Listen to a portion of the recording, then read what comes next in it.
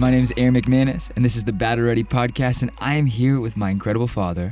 And I'm Erwin McManus, and it's so good to be with you, buddy. It's so good to be together doing this thing. And so we begin today, and you show me a comment on our Battle Ready Podcast. I did. It wasn't on our podcast, though. Okay, no, it was somewhere else, but it was a 1-star review. A 1-star review. They went on... Which, hey, that's better than no stars. So the fact that a comment... We'll take what we can get. No, that's right. The fact that there's a comment means we've actually motivated someone to think, to act, to respond. So that actually should be seen as a positive thing. It is a positive thing. I do think it's a positive thing. And a lot of the comment, when I find it, this is the thing though. Don't run to mom and dad to leave a comment. What do you mean?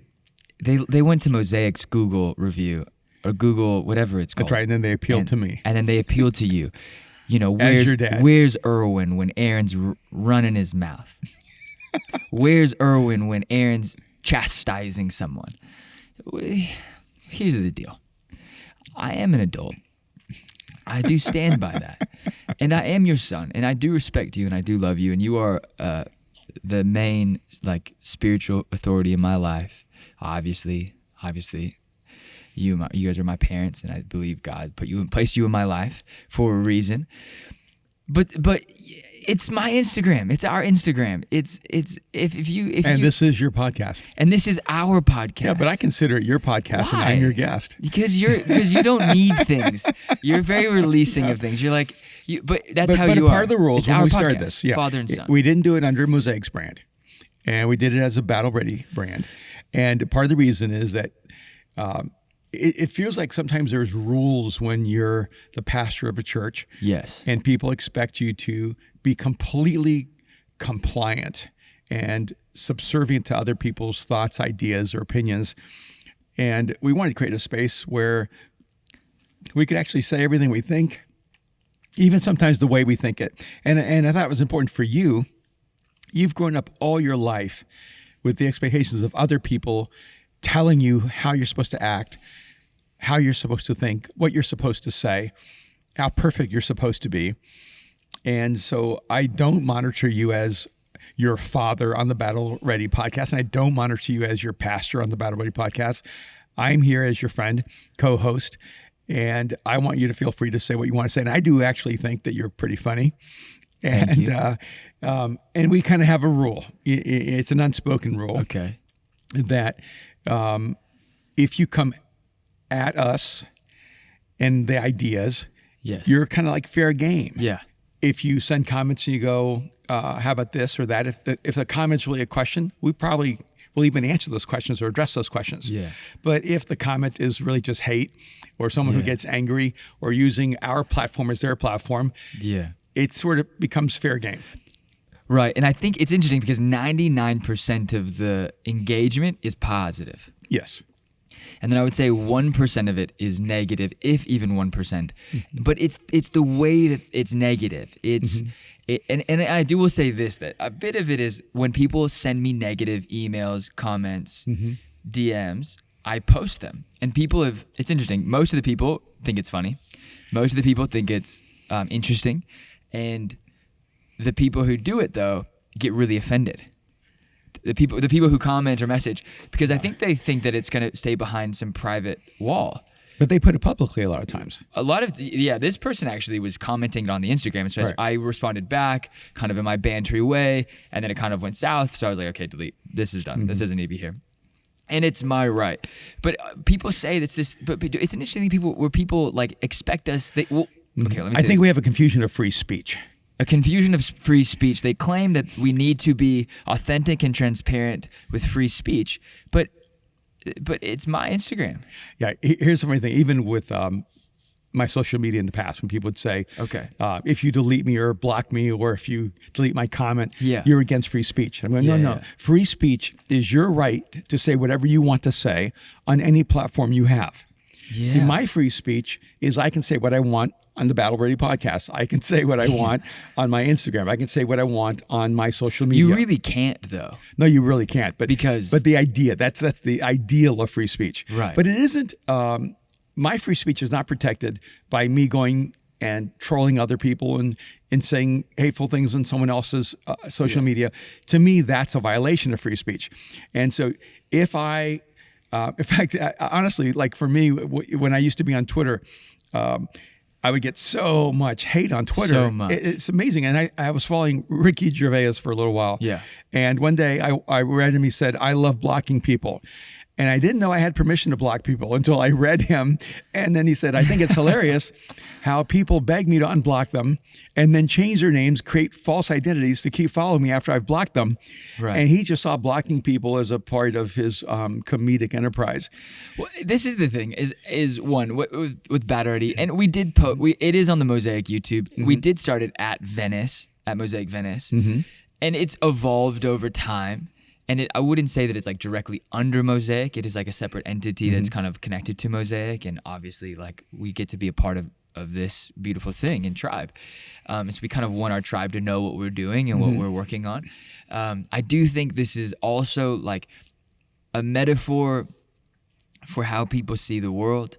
I think if someone was to walk into their house and just leave dirty dishes in their kitchen, they probably wouldn't have them in their house anymore. And so that's the way I see our Instagram. You come in, you leave things dirty. Maybe I kind of smack back a little bit, clap back a little bit. You don't come to my house anymore. You're not invited. You can still come outside and you can look at it. You can drive by. I can't control what you do, but you're not going to eat in my house anymore. But I do think it's a part of the entitled culture. Yeah, it is. And because what I notice, maybe this is me going to be speaking like I'm in the older generation, but one of the things I do notice about your generation is that you're really fast to dish it out. And really minimal in your ability to take it. It's been interesting though, because it's been older people who've had it's been both, because we know someone who's kind of a bit younger than me, so probably next generation, and then but then a lot of the negative feedback is from people who've been older actually.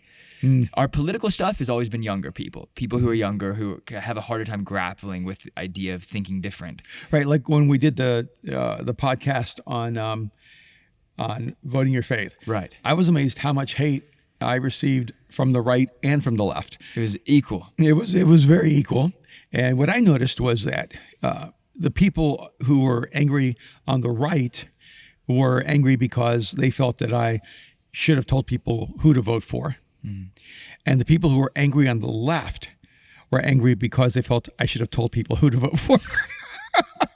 And ironically, if I'd picked either one of the candidates, the other side would have said, "You just violated your faith." It's interesting. I voted yesterday. I'm so proud of you. I put in my ballot. I am so amazed at how little I know at what is actually going on. I understood the policies, the laws that were up for a vote. I did not know, and I was not familiar with local government at all. What was happening in LA with it, I was so lost. I was Googling people, trying to do research, to the point where I just I didn't give up, but I was less interested in it.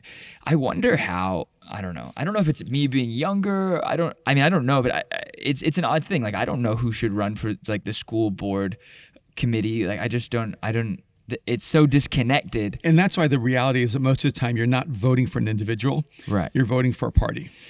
Right. And I think that's a part of the complexity of it, is that but not for the school board though, really.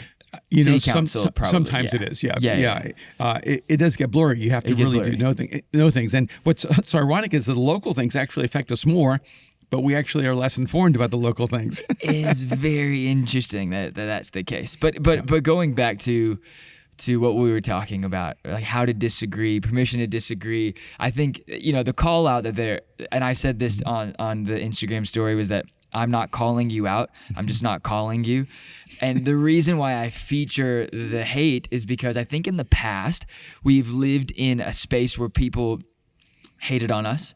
And I don't even want to say hated, critiqued openly critiqued us openly, and we felt it in such a heavy way that I think now, like a few years later, I just want to own it and go, if you talk badly or you do this, like, I'm gonna share it with all my friends, and I have more friends, and not that I mean that in a bullying way, but I mean that in like I think people forget that what they say in private is really harsh.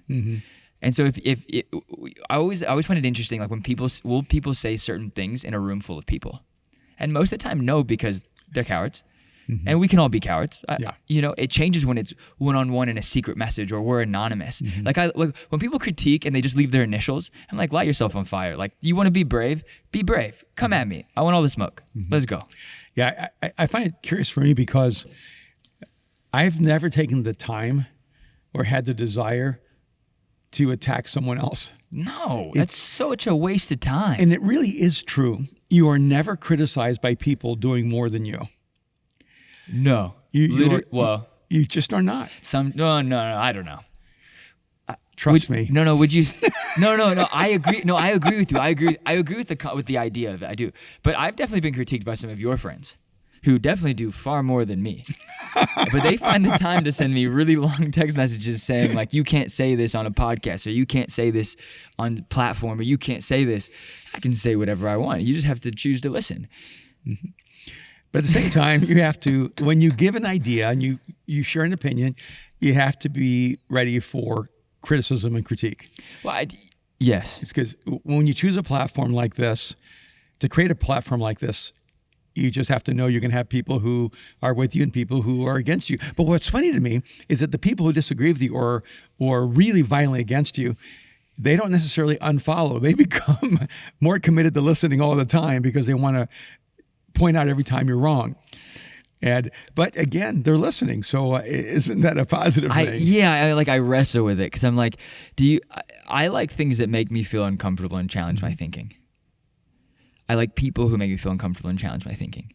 I do not enjoy being in a room full of people who all agree the same thing or believe the same thing. It makes me bored. And like church is, to me, boring. When you walk in and everyone's doing the same thing at the same time, amening the same things, saying that's good to the same. I'm like, man, if we all believe this, why do we need to be here? Because you need to be encouraged. Like, maybe I don't need that much encouragement. But you do need encouragement. But I do. But that's the thing. That's also the paradox, is that, or like what would be the right word? That's also the conflict, is that that I do need encouragement. And being in a room full of people who do believe the same thing is also encouraging. And sometimes it feels nice. But I think maybe in the stage of life, it isn't the thing that I need the most. And I think sometimes I need to be in places that make me feel different, make me feel challenged, make me feel uncomfortable, make me feel like I'm learning something new. And I think at 32 now, you're starting to forget some of the stuff you learned in high school. High school was a long time ago. You know what I mean? And so I'm like, okay, am I relearning things again for the second time? You know what I mean? And like, am I kind of breaking these bones, and like, are they setting? And am I learning new things? Am I intaking new things? But one thing that I want to address though is that I love it when people say, "But you're a pastor." Right. Because I think that's like, it's like the lowest of low insults. Because if you're a pastor, you're not supposed to, one, be a critical thinker. And two, you're never supposed to respond negatively to negative input. Well, you can't be a human if you're a pastor. Yeah. And the reality is that being a pastor should essentially be irrelevant. It's being a follower of Jesus should be relevant. And that should be the same whether you're a doctor, a dentist, an engineer, a TV host, or a pastor, because that's supposed to be informing your character. Yeah, it's interesting. But there are certain rules. We're just not allowed to call people out. And so that's one of the challenges when you're a pastor, you know. Yeah. And we didn't start this podcast to talk about non-volatile things. We actually did this knowing we would create a level of volatility. We want to talk about issues. We want to create an elevated level of thought. And you know, if you listen and you go, yeah, but you're not addressing this, or you didn't bring up this issue. Well, we can't bring up everything. No. And we're not going to address everything you want. But here's the beautiful thing. If it made you think about that, then we've done something really good. We've got you thinking better. Yes. And so you don't have to bring that argument to us. Bring it to your friends. Now you have material to have a really meaningful conversation about. Yeah. And you know, and so like you and I, we don't agree about everything. No, we don't agree on most things. Like most things we don't agree on. But we do agree about the essential things of making the world better and believing in we do. In the power to create a better future. And we believe that creating a better future is necessary. Yeah. I think the way that we get there is different. You know, and I think I've evolved over time because you've helped me learn how to think deeper and more. I think I was like flip-floppy. We could do this, we could do this. And I think over time you figure out that what you believe in and what you, and not even believe in faith-wise, believe in just politically or on a human level of how we interact and how we engage in the future and build a better future. Yeah, I think it's so funny because like, I mean, I've been married for over 36 years. Congratulations. And, thank you. And me and Kim have voted for different people for decades. Oh my goodness! And we voted. We've even voted for different policies and positions over decades. And so the irony of this is that we can have this great marriage and have this great friendship, right, and hold different positions. And in so many positions we hold the same ones, but in so many ones we hold different ones. And both of us have had times where said, man, I wish I had not voted for who I voted for. and she's come back and said, I wish I had not voted for who I voted for. Right. But it was never a reason to look at her or her to look at me in a more demeaning way or with derision or disdain. Yeah. And we live in a culture now where if someone disagrees with you, you no longer see that person as acceptable to be a part of your life. It's interesting. I saw something terrible yesterday. Actually, I think it was this morning, a little video. It was the Lakers celebration for the victory. And I'm going to say somebody that wasn't particularly bright said something, shouted out something negative about Kobe. Where, publicly? Like a group of people? At the Laker celebration rally. No way. And all those Laker fans just started beating him to a pulp. Oh, they beat him up. Oh, pretty bad. Oh, so this was at Staples after the. Yeah. Oh no. And you know, when you break this down backwards, like first of all, we're in a culture where if someone says something we don't like, we feel it's okay to be violent. Yeah. I mean, you're going to beat someone up because they said something negative about Kobe Bryant, and then you take it one step back. We're in a culture where we're so unaware that we think we should say whatever we want wherever we're at and we're going to be okay. Like that guy should have never screamed something negative about Kobe in the middle of thousands of Laker fans. It was just dumb. Yeah, and I think this is the perfect picture of the world we live in right now.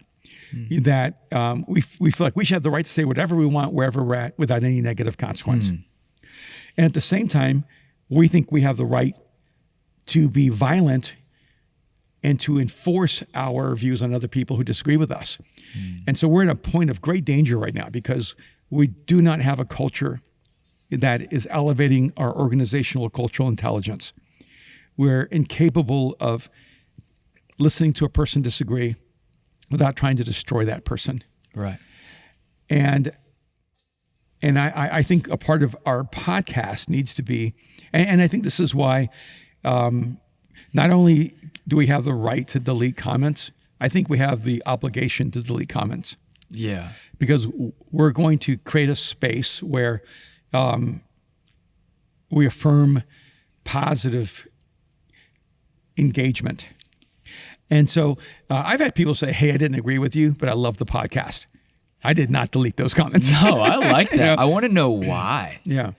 When obviously, but before COVID, before COVID, whenever I meet someone in LA that goes, oh, I used to go to Mosaic, which I always feel like, one, I do want to address the but pastor thing, but you're a pastor thing a little bit more, because it like bothers me so much. But whenever I meet someone that says like, I used to go to Mosaic, I love to ask them, well, why don't you go anymore?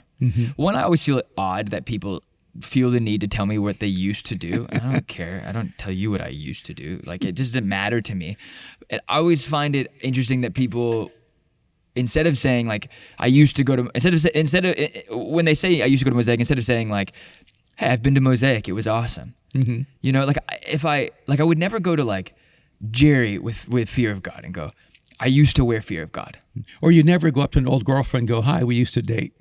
Or I would never go to like an owner of a restaurant and be like, oh, I used to go to your restaurant. But I don't anymore. I don't anymore because I don't really like the food, or the last time I went there, I didn't like the service, or it just fit me weird. Parking was tough. Whatever. It was expensive. I decided I don't like Italian. You only post I congratulate people where they're at, and if I can't congratulate them, I don't. I just leave it like, how are you? And I just find it interesting that people want to invade. They feel the need to like engage on this. Like they feel the need to rate you in public. Yeah. It's like a Yelp rating, Google rating, like to my face. I'm like, oh, it's interesting. But when people say, but you're a pastor, I'm like, no, I'm a pastor, but I'll still fight you. Like I will jump off the stage and come at you. Like you only get so much protection. Like Jesus is still at work in my life. He has not finished yet. Mm-hmm. And so I mean that, but I say this, I say like, it doesn't mean that we get to like use an excuse of like, no, we're not. But like, I don't look at people and go, well, you're human. You don't like, mm-hmm. I don't take away people's humanity from them. Yeah. And Does that make sense? Yeah, absolutely. And I think we forget. No, you don't like that. No, I actually like it so much I was going to use something in the Bible. Okay.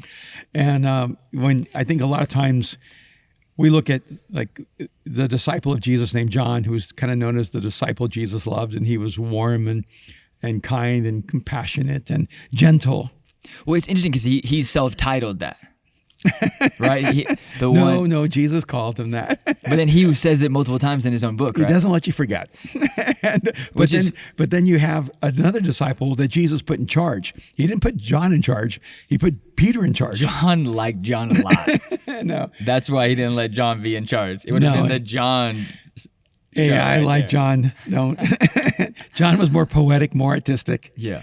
But Peter is a guy who had a bad temper. He was impatient. He picked up a sword. What a fisherman is doing with a sword, is another story, right? He swings at this Roman soldier, cuts off his ear. I think he was aiming for his head, missed. And Jesus has to pick up the ear and put it back on the soldier. I can just see him shaking his head saying, Peter, Peter, Peter, what's the deal, man? And we think that Jesus only draws people who are like John. Or like Nathaniel. Jesus says, I see you, Nathaniel, under the fig tree. You're a person with no guile. Jesus draws people like John. He draws people like Nathaniel, but he draws people like Peter. And Aaron McManus, you are definitely a Peter. You are. Well, thank you. You are the. Where did you find the sword? And who told you should swing at the Roman soldier? I'm going to show you this. This is what I posted this morning. This is literally what I posted on my Instagram story. The photo of Dennis Rodman being held back by Scottie Pippen and Michael Jordan about to fight somebody. And I initially posted it like my energy, like this is my energy this morning. I'm going to like the photo real quick. But did you see it? This is actually it. And I'm like, that is me. It is me. Like probably Matt Pagan is that guy and Kevin Penny is that guy. And like Eric Roy's in the back suited up, ready to go. But I think that we're all necessary for this multicolored experience called life. Well, I agree with you. And I think people deify the disciples. Mm-hmm. And I'm like, no, these are some messy dudes. Yeah. Like, let's switch out the sword for a modern day. Like, that's a gun. And so he shot at he shot at the police. Mm-hmm. He shot at the police. And he hit him in the ear. And Jesus had a Neo moment where he picked up the ear and he put the ear back on and he's like, Peter, you dummy. Mm-hmm. But like we forget, I think we because it's the Bible and it's the Holy Bible and Jesus is in it and God is in it. But I just think we forget that these were humans trying to figure it out. And the only person who was perfect was Jesus. Yeah. Yeah. and it's God who chooses David, who's essentially a man of war. And in fact, he's not able to build the temple because he has blood in his hands. And what we forget sometimes is that God works with the full spectrum of human personality and with the full spectrum of the process of our character. Can I ask you a question? Yeah. Because I was always taught that it's a perfect book. The Holy Bible is a perfect book. Mm-hmm. But I actually think it's a really flawed book with one perfect main character. Mm-hmm. Yeah, I think sometimes people misunderstand what people mean when they talk about the Bible. The Bible or people misspeak about the Bible. Yeah, the Bible is a book filled with imperfect people who are being engaged by a perfect God. I like that description more. And so let's go back to this because I think this is an important subject. We need to develop a culture where we understand that free speech is never free. It always costs you something. That when you speak freely, it has an impact, it has an effect. And so free speech isn't just about you being allowed to speak your opinion wherever you want. Free speech is about the engagement of ideas. And I think that we need to recognize that social media, no, not social media, the internet drove down a lot of areas that were once held at a higher standard. What do you mean by that? Okay, let me give you a couple examples. There was a time where if you were a photographer, you really were a photographer. But then the iPhone made everyone a photographer. Yeah. And then you found in that some of them were really good. Mm-hmm. But there's a lot of really bad photographs. Yeah. You're looking at two of them. Technology, before the modern technological revolution, to be a musician, you had to be really pretty good to get a tour and to have a concert and to get an album out. But the development of technology, everyone became a musician. Like everyone puts their songs out there, and we've discovered some amazing talent because of it. But 99.9% of it is kind of like trash. And tell us what you really think right now. And so what's happened is that you have this eruption of opportunity. And so the upside is you get to discover that rare talent that would not have been discovered. But the downside is that everyone thinks they're a musician. Everyone thinks they're a photographer. Everyone thinks they're a writer. Everyone thinks their opinions are actually valid. Because now with social media, with the expansion of the internet, with the eruption of technology, everyone has, quote, a voice. But just because you have a voice doesn't mean you actually have something valid to say at this moment. And so everybody can comment, and it creates this perception of I'm as important as a voice as someone who's earned the right to speak. Yeah. And I actually think it's helped society because some people have a voice that wouldn't have had a voice before, that their voices really need to be heard. But overall, we have a lot of noise. And just because you have an opinion doesn't necessarily mean that opinion deserves to be on anyone else's platform. And, so I would say it's like, first of all, it's like earn the right to be heard. Don't demand the right to be heard all the time. Like, I actually don't care. Like if people choose to follow me or choose to listen to my voice, I am doing the hard work of earning the right to be heard. And so when I write a book, I have to earn the right for someone to spend $25 to buy my book and to read it. They have to want to hear my voice, my perspective. You've written 10 books. Uh-huh. They are worth far more than $25. I enjoy them. I know a lot of people have had their lives changed by them. This is not an ad, but it is, you should go buy the books. That's 100%. You should go buy the books. But you cannot know how many people send me their self-published books asking me to endorse them or write a foreword, and the books are terrible. But this is the thing. I don't even knock that though. I'm like, they're trying. No, and that's they okay. did it. Like you know what I mean? I'm like, I'm not gonna endorse it all the time, but it doesn't mean you shouldn't try. Right. It just means that you need to keep working at it. Yes. Until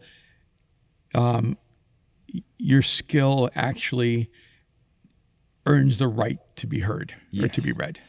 And I think that's the problem with like comments. So going back to here, right? Is that everyone thinks that their comment is as valuable as everyone else's, and it's actually not. Right. And the great thing about the open world we're in is that you can always find someone who agrees with you. Yeah. But you also need to be listening to the conflict of ideas. Now, there's an algorithm. Well, there's all kinds of algorithms, but there's an algorithm that whether it's Twitter or Instagram or whatever social media you use, that they start sending you information that only affirms what you already believe. So if you like Republican photographs or videos, you start getting a lot of those. If you like, Democrat ones, you start getting a lot of those. If you like sports, you start getting a lot of those. Yeah, and my Instagram's very confused. Yeah. So when you search for something and I search for the same thing, we have different things come up because the algorithm tells them what we already believe. What you already believe. And so if I think that if I think Trump's a racist, I'm going to look for articles on that, and everything's going to affirm that. And if I think Trump's not a racist, I'm going to find evidence and it's all going to come to me. And so here's the problem, is that the algorithms reinforce our bias. So what I do, even on my Instagram, is I go through at least once a week and randomly choose opposite things continuously, and to try to throw off the algorithm. Because But that is literally you. That is the perfect description of your DNA. That's your voice in this world. It's how you make decisions. You have always been trying to throw off the algorithm. I hate it. I hate being conformed to preconceived expectations of what I'm supposed to believe or see or want. And I want to be able to download the best information from every side. Well, it's interesting. Yeah, no, I get it. But you sent me an Instagram today, and I responded pretty harshly to it. Yes, John. Yeah, you did. Did you say John? You call me John? No. I thought it was Peter. You sent. It talked about. I think it was it Bonhoeffer? It's actually Charles Spurgeon. Spurgeon. It talked about that God breaks a man. When God is trying to make a man great, he first breaks him to pieces. And I responded with, God is cruel. Yes, I know, and I realized that didn't go very well. No, and you were like, no, I meant that as like an encouraging thing. I mean, I think he's building to a great man, and I was like, oh no, I was just kind of being facetious, like self-deprecating. But then I was also thinking, I was like, no, I actually genuinely don't think God is cruel, but I do think he is harsh, and because I don't think our ability to understand and fathom and be resilient is at God's level. We have a human level of resilience for a God level of discipline. And a God level of expectation, a God level of I think God drops his expectations dramatically for our humanity. But you know what I'm saying? And what I would say is that, to me, because the way I process things, I don't think of God being harsh. I think the journey to greatness being harsh. And God cares more about who we become than the comfort of our experience. Right. But so he has different value systems. Well, I think it's a different currency altogether. Yes, it is. Right. Like exactly what you're saying is that I don't actually think, I think we're writing in basic code and God is using like a 5-dimensional like atmosphere that we don't fully understand. Right. I think like even the internet is something that we've tapped. Like I find it interesting that humans create things that reflect God's attributes. Mm-hmm. Like we created Google. God's, what is it? Omniscient. I can never say that word. Omniscience. Well, you can't say sandwich. I can say omniscience. Don't make fun of me. I'm an immigrant. English is my second language. Come on, give me a break. There's some words I'll never get. No, but I mean like this. But then I can't even say. We created. Pastor. You can't say pastor. You can't say Lazarus either. Either. No, but I mean, and then we create the iPhone to be to be everywhere all at the same time. Mm-hmm. Right? I do think it's interesting. We create the internet to search and I find it fascinating. We build planes to travel. You know what I mean? Like we are trying to always access these attributes that God has. Mm-hmm. But I do think it is the curiosity of our humanity that, of course, I was reading this. We're going into some Bible because I'm going to do a talk after this for Mosaic. But Revelation 1, I think 18, it talks about how it talked about how before God he fell on his knees and felt as if he was dead. And I just had this thought that like when we meet our Creator, we step into the presence of our Creator, it is in our DNA to return to the life source. That his subconscious, that it was like a muscle memory that his physical self would leave himself before his consciousness was able to choose it.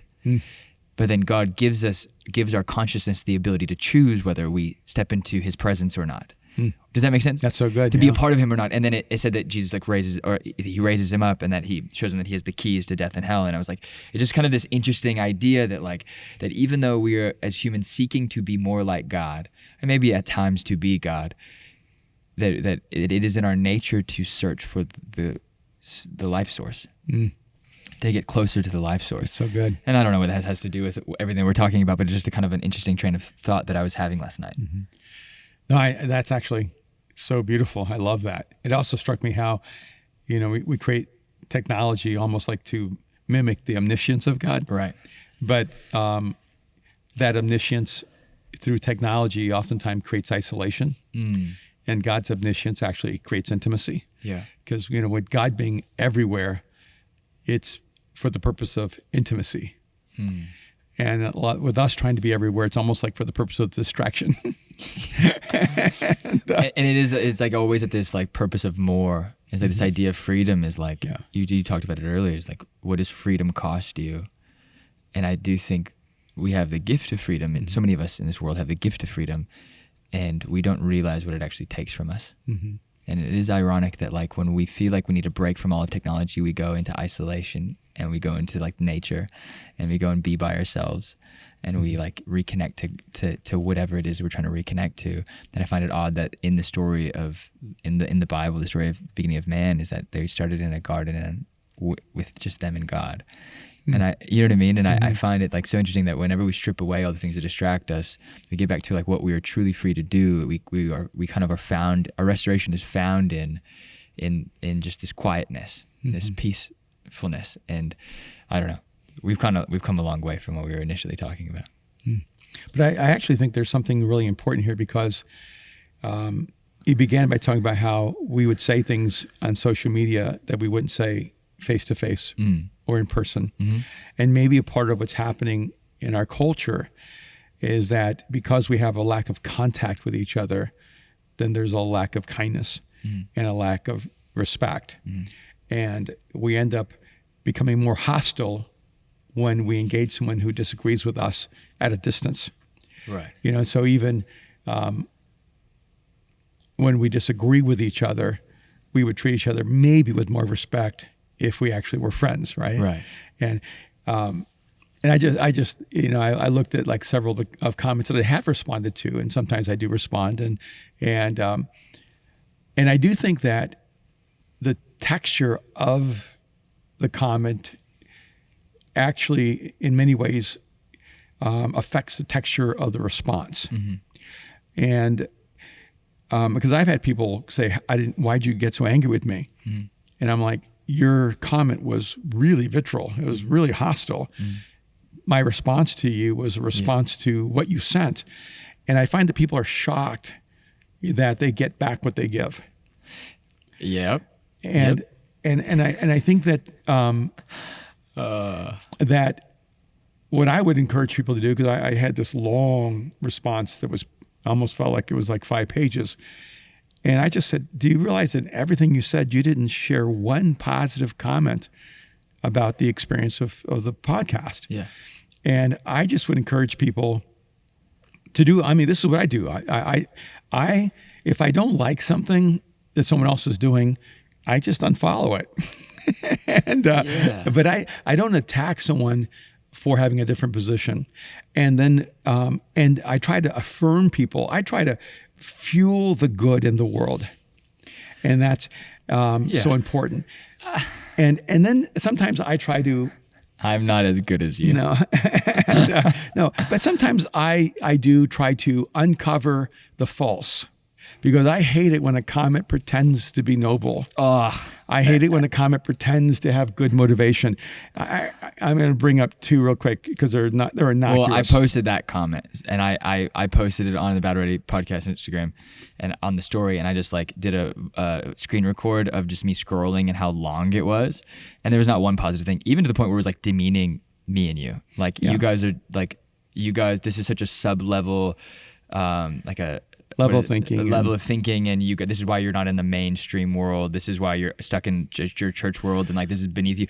And then the funny thing is like, but I know they don't feel that way. That's no, they are. They feel like, and one thing I made me realize, because they were upset that I posted it, and then they were mad because I'm like, no, if you DM us something super long and mean, I'm gonna post it because I actually want to see what people think about your remarks. I didn't actually show what she wrote. I just wrote at the end, and I said, all operators are busy at this moment, from now until forever. And maybe that's not the best way to respond, but it is like, it's the banter, it's the wittiness. We're going to keep going with that. But I do find it interesting that people think they can pull us down to a level of thinking or demeaning us that we will engage in that. And I don't always like understand why people think that they have to lead with such a hostile response. Yeah. And I think I said from the beginning, we'll probably be wrong a lot. A lot. You know, so if we're wrong, just be right. Like, you know, work it out. But I was going to say, I got this comment from someone, because I posted on Instagram about congratulating the Lakers. It was very painful for me, and just affirming the greatness of LeBron James and Anthony Davis and the team accomplishing something great. And immediately got a comment, oh, let's be clear, LeBron James is great at basketball. I would say he's the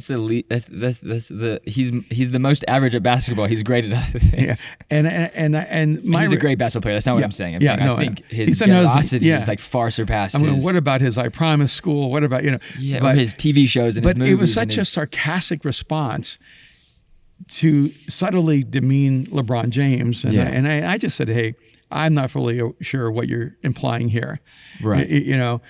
And I'm like, why do we constantly have to demean someone? And I almost guarantee the person who said that probably is incredibly, I'm just going to say this, pro-Trump. Why? But why did you say that? Because I didn't see the comment. I looked at where it came from. Oh. And I'm going, wait a minute. There's a lot of red hats going on. Yeah. I'm going. Wait a minute. Why you can't even give space to acknowledge this person's greatness in this sport? Yeah. And then try to create some kind of shadow negativity. But you're going to support someone else where there's a lot of things you could look at to say this is not someone that you really want to admire fully. And this is my thing. Well, you want to keep going? Sorry. Yeah, I'm just saying. Because I don't like LeBron as a player. But if I met LeBron, I'd be like, you're a great player. It's basketball. In the game, I don't like him. But in life, I don't know him. Yeah, and people that know him that's that like part of my whole point. I have like friends that are friends with him, and they love him. So I'm like, cool, like he must be a great dude. But in you know what I mean? But I'm going back to this because I'm going. It's a game. Even in sports, it's like you love the Nuggets, right, Brian? Yeah. But then you. but so do you hate? It's still sad. But then it's like it feels like if you're right, like to hate the Lakers, right? Yeah. And maybe like to hate the Celtics. Yeah. But I told you when the Nuggets beat the Clippers, I was like, I backed the Nuggets.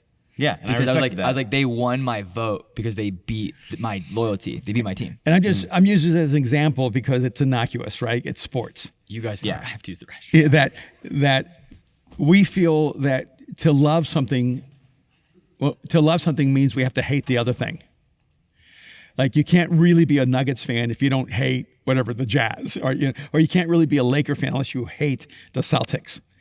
And I think that's transferred, and it's all good and fun in sports a lot of times, right? But then what happens is it becomes really personal. Like you can't be you can't be a Celtics fan unless you hate LeBron James, or you can't be, you can't, be a Utah Jazz fan unless you hate Michael Jordan, and it becomes more personal, and then it transfers over even to the political arena, where, if you feel really strongly about, Donald Trump, now every person who's a Republican is evil, or if you feel really strongly against. I don't know anyone who feels super strongly against Joe Biden, but I'm just going to say that, but I did know people who were so strongly against, like Bill Clinton. Mm-hmm. And so then suddenly now every Democrat is a bad human being. And we have this, it seems like almost like this cultural mandate to hate and not just love. Like why? I just keep wondering, why can't we? And part of the reason I learned this is because I grew up in Miami and I hated the Miami Dolphins, and they went undefeated. They're the only undefeated team in history with Bob Greasy and Larry Zonka and it's gotta Jim be so Kidd. hard when a team that you hate does so well. Yeah, and I lived in Miami and I suffered through that. Mm-hmm. And I was a Minnesota Viking fan during that time. They lost 4 Super Bowls in that era. And I realized as I grew up, I lived in Miami and I missed the greatest season in football history. I had an opportunity to go see the Miami Dolphins play. I had an opportunity to enjoy watching greatness happen. But because I had convinced myself that to love you have to hate, I was blind to the greatness in front of me. There were a lot of people who hated the Bulls. And because of that, they literally missed watching Michael Jordan play and enjoying his greatness. Mm-hmm. And I'm sitting here in LA going, I'm not going to, because I'm a Clippers fan, miss observing greatness happen in front of me. Yeah. And in the same way, I'm not going to, because I hold some policy issues or I hold some economic, philosophical convictions, pretend that everything on both sides are good or bad. There are perspectives and issues that the Democratic Party really cares about and focuses on that I think are really important. There are policies and issues that the Republican Party represents that I think are really important. And I refuse to allow the algorithm of our culture to reinforce shallow thinking on my part. And it's just the same with faith. When I became a follower of Jesus, it was as if I was not allowed to see anything valuable in any other belief system or philosophy or culture in the world. I had to see everything as black and white. There's just good and evil. And I think that is absurd. I think there are things in cultures around the world that are admirable and inspiring and beautiful. And that we need to learn how to appreciate the wonder in different expressions, even when we disagree with them. Yeah. I mean, that's what Jesus did. Well, that's what I think we're trying to do. And so we're back. Which disciple is Brian? And Brian is Nathaniel, the one with no guile. I'll take it. Okay. Well, how are we feeling? Well, let's get a couple takeaways here. Okay. One is let's all try to create a more positive environment, and let's look for everything we can affirm in people. Let's respect people's differences. But on a personal level, I'm battle ready. If you send a negative comment, it's kind of fair game. We're allowed to be funny, sarcastic, cynical, snarky. Mm-hmm. And if you send a positive comment, guess what? We're going to love it. But it doesn't take away your right to disagree. Because here, But disagree better. Yeah. That's my thing. If you disagree bad, if you disagree good, and what does that mean to disagree well? You have the permission to disagree. We stand by that. But you have to disagree in an intelligent way. And if it's hostile, I'm going to make fun of it a little bit because why are you so mad? Why are you so mad, bro? Yeah. That's the title. Oh, that's a good title. Why are you so mad, bro? Yeah. Because I think one of the things that we think promotes culture is when people say things we agree with. We need to go back to believing having conversations promotes culture. Opening our minds promotes culture. And here's the news, and this is even true on Sundays. I always tell people, look, there's a really high possibility in life that I'm going to say things that you're going to disagree with. And there are going to be times in life where I'm simply wrong. But I'm never saying anything with the intent to deceive or an intent to misdirect you. Everything we're trying to do is make the world better. And so maybe look at a person's motive, not just their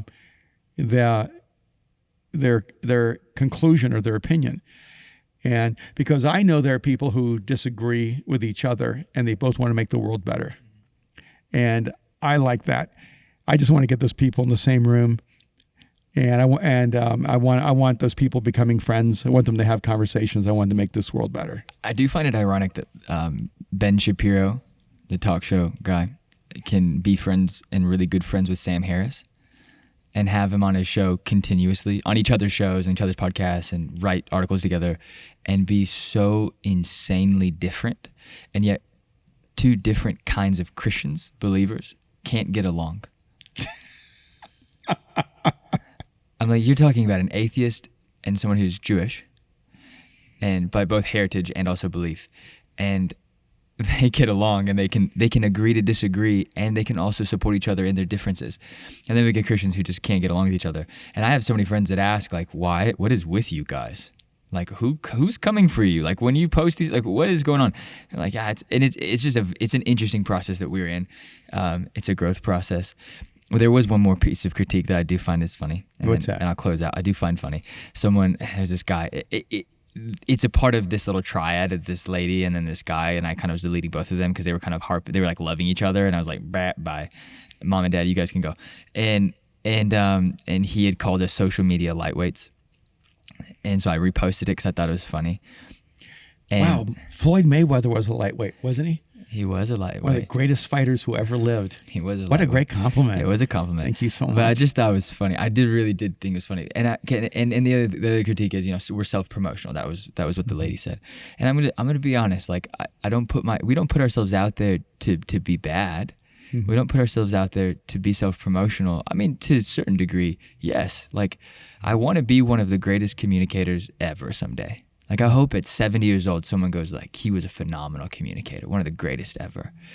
So yeah, I'm going to self-promote a little bit, but I also don't think it's in vanity. I think it's in hoping that we can communicate a message across that is different. Thinking different is like the core of this podcast, for the mind, the body, and the soul. And if you don't, then I think we become stale. And so to the self-promotional comment and the social lightweight comment, thank you. And good night. I think we need to be better at promotion. He won his championships at featherweight and welterweight. Oh, so we're above He did a lot of different weights. Those are lower than lightweight. Yeah, the featherweights is the lightest weight. Yeah. He's not even a lightweight. Dang. So we're above Floyd Mayweather in weight class. Thank you. We need to get better at self-promotion. Yeah. And, don't you have, speaking of promotion, we are going to drop a few pieces of Battle Ready merch. So are we going to get to see what they look like? Well, you're going to see the designs. We're still making the samples. Can people pre-order? They can pre-order. So it'll be like a 2 to 3 week shipping. We're sending them to the printer. So they would be there easily by Christmas. For sure by Christmas. But obviously, like COVID and everything, things are getting stuff done is slower, so getting things out should be fine. But yeah, so check out the Instagram. We're going to drop them on the story, and then we'll check them out on the website.